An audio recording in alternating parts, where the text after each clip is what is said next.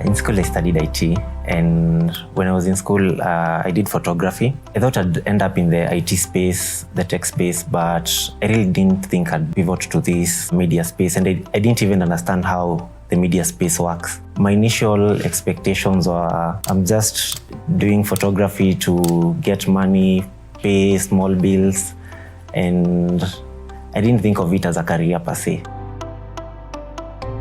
I later got interest in video, and afterwards I now joined Baraza Lab, and that's when I saw other different aspects of media. There's podcasting, there's live stream.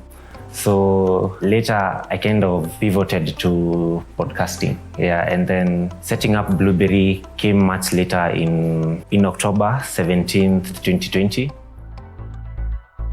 I met Maurice, the executive director. He showed me around and he told me the rates. But at that point, I couldn't afford it. So I told him, I can't afford that. He told me the annual rates. So he told me, we also have a student package. You can take this and join our community. So I thought, this is a really cool place to take photos. This is where I'll bring my clients, take some photos. Because instead of now going out there to hire studios, the Baraza option offered me limitless amount of booking for that 6K as opposed to hiring studios outside. So I said, this is a cool place. I'll do my work over here. When we started Blueberry, I noticed a lot of podcasters, once they got to episode 10, they wanted to do live events with their audience. That wasn't a service I was offering at the moment, but I knew how to do a good setup for podcast and video. So we started now making it sustainable for them to be able to run the podcast and run the events. I decided to register the first subsidiary of Blueberry called Blueberry Africa Events. That means now getting equipment for events, getting a bigger team. The logistics are now different, and now people are booking you not only for podcasts but for events separately. And now after starting the events, people had now started considering live streaming as a way to engage their audience. So the events business now started getting more live streaming business, and that's how we decided to put more focus on the events business. I had conversations with people like Paushinsky. He made my first rate card. I later had conversations with Dana Seda. Dana Seda taught me how to navigate the legal aspect of production. Maurice taught me how to value a media business and consider things like goodwill when investors start coming in, such kind of things. Yeah. So I can say the Baraza community has really helped me. A few months after running Blueberry, I saw that this was viable. It was something that could be expanded to more markets.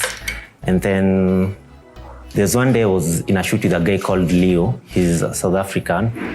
And we now started having the conversation of what if Blueberry existed in South Africa? How will that look? And how is the podcast market in South Africa like? So we had that conversation for like a year, and later I got the opportunity to work with a team called Section 9 in South Africa. After we worked on our first gig, we now decided to do our first event in South Africa.